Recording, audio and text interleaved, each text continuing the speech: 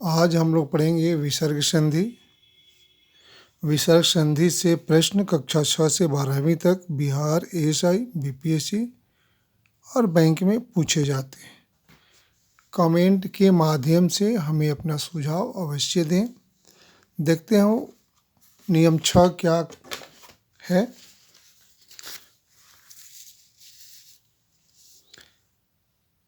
ह्रस्व ईकार, ह्रस्व उकार, इसका मतलब हम लोग समझते हैं।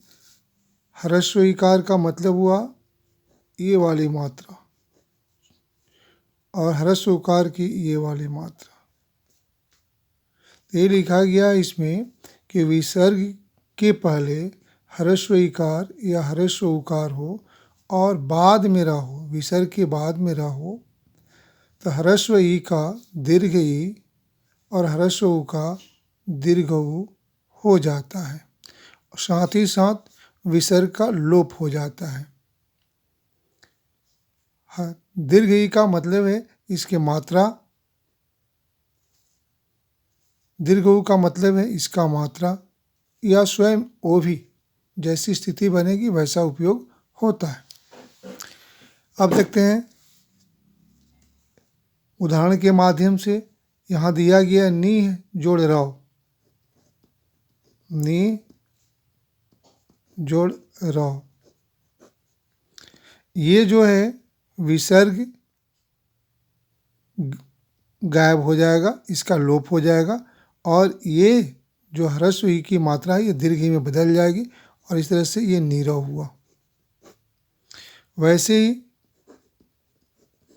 नी जोड़ रज, ये लोप हो जाएगा, ये गायब कर दिया जाएगा इसको और ये जो ह्रस्व ई की मात्रा है इसको दीर्घ ई में बदल दिया जाएगा और इस तरह से ये नीरज।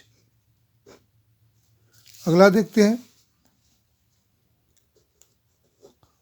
दो जोड़ राज, ये जो ह्रस्व उ है इसको दीर्घ उ में बदलेंगे और विसर्ग को लोप करते हैं तो दुराज होगा। ये हम लोगों ने संधि पढ़ा। अब संधि विच्छेद को देखते हैं। निरोग, नीरस, इसका संधि विच्छेद कैसे होगा। तो हम लोग देखेंगे कभी भी बड़ी के बाद र हो, बड़ी के बाद र हो तो बड़ी को छोटी में बदल देंगे और विसर्ग लगा देंगे, संधि विच्छेद हो जाए। जैसे निरोग,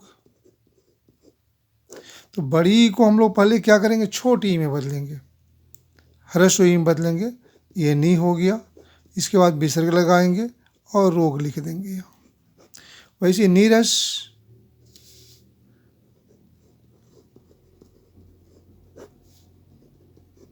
ये ह्रस्व ई को दीर्घ ई में बदलते हैं और इस तरह से नी हो गया और प्लस रस, नीरस का संधि विच्छेद यही होगा, नी जोड़ रस। नियम 7 देखते हैं। नियम 7 में यह है कि विसर्ग के पहले अ या आ हो और बाद में अन्य स्वर, माने कोई भी स्वर हो, अ या आ को छोड़कर ह्रस्व ई, दीर्घ ई, ह्रस्व उ, दीर्घ उ,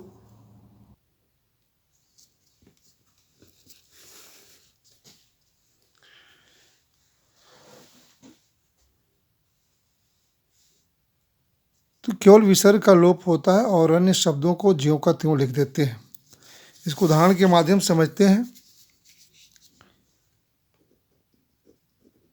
अतः धन एव लिखा गया है, इसमें इस विसर्ग को हम लोप कर देंगे और दोनों को ज्यों को त्यों मिला देंगे और इस तरह से होगा अतएव।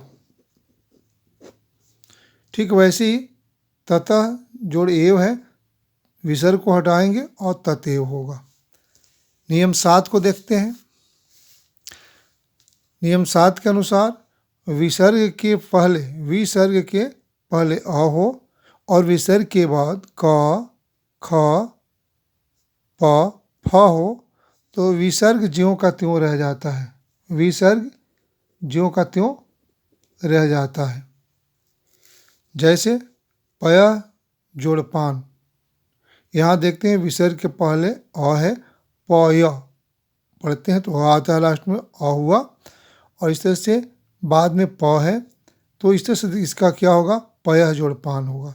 प्रातः जोड़ काल में भी वही बात है, विसर्ग के पहले यहाँ अ आता है और बाद में क आता है। इस तरह ये इसका लोप नहीं होगा, ज्यों का त्यों रहेगा और प्रातः काल होगा।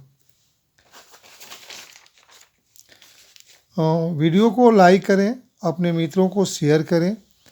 यदि चैनल पर नए हों तो सब्सक्राइब करें। धन्यवाद।